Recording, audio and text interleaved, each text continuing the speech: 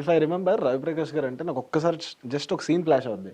Like అతడు సినిమాలో card ఇచ్చినప్పుడు ప్రకాష్ గారు మీ వైపు ఒకసారి చూస్తారు ప్రకాష్ రాజ్. అంటే మీరు ఏం ఎక్స్ప్రెస్ చేయరు, జస్ట్ కళ్ళతోనే దొరికిపోయామనే సీన్ వస్తుంది యాక్చువల్. ఆ సీన్ ఫ్లాష్ కొడితే అంటే కొన్ని స్టోరీస్ మీరు చేసిన క్యారెక్టర్స్ కళ్ళతో కూడా ఎక్స్ప్రెస్ చేసిన సీన్స్ ఉన్నాయి కదా. వై డోంట్ 2-3 సీన్స్కే ఆగిపోయిన సిచ్యువేషన్ అంటే ఎందుకంటారు? అది నిజంగా మేబీ తప్పు కానీ ఆ వెలితి కానీ నాలోనే ఉందని నేను అనుకుంటున్నా. ఎక్కడ ల్యాకింగ్? ఆ ల్యాకింగ్ ఎక్కడ అంటే సి ఓవరాల్గా యాక్టింగ్ కెరియరే మనం అనలైజ్ చేసుకున్నట్టయితే, యాక్టింగ్ కెరియరే కాదు, let that be any career analyse చేసుకున్నట్టయితే మనకి ఇండియాలో చెప్పేది ఏంటి, స్కిల్ అనేది ఉండాలి, స్కిల్ అనేది ఉండాలి, స్కిల్ బాగా రావాలి అనేదే దాని మీద ఎక్కువ ఫోకస్ ఉంటుంది. ఈ స్కిల్లో ఒక భాగం ఏంటంటే మార్కెటింగ్.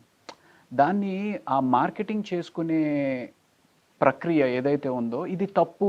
నిజంగానే నువ్వు వర్త్ అయితే నీకే అవకాశాలు వస్తాయి కదా అనేది మేబీ చాలామంది, అది నేను విన్న నా కలీగ్స్ తోటి కానీ, వాళ్ళని వెళ్ళి మనం ఎలా అడుగుతాము పని అనేది, అంటే వాళ్ళు ఏమైనా అనుకుంటారా ఒకసారి. ఇప్పుడు నేను నిన్ను అప్రిషియేట్ చేసి కంగ్రాచులేట్ చేసింది కూడా ఎందుకు అంటే 2-3 సార్లు నేను చేద్దాంలే తర్వాతలే అన్నప్పటికీ నువ్వు పట్టుదలగా నిలబడి ఉన్నావు నాకు కాల్ చేయడం కానీ. సో ఆ రకంగా నేను అలాగే నెంబర్ ఆఫ్ డైరెక్టర్స్ని sir I'm interested to work with you అని అలా 2-3 సార్లు చేసిన తర్వాత వాళ్ళు ఏమైనా ఇరిటేటెడ్గా ఫీల్ అవుతారేమో అనేది నాకు అనిపించింది.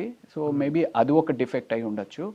ప్లస్ ఇంకోటి ఏంటి అంటే ఇదే లుక్ మెయింటైన్ చేయడం కూడా ఒక తప్పు అయి ఉండొచ్చు.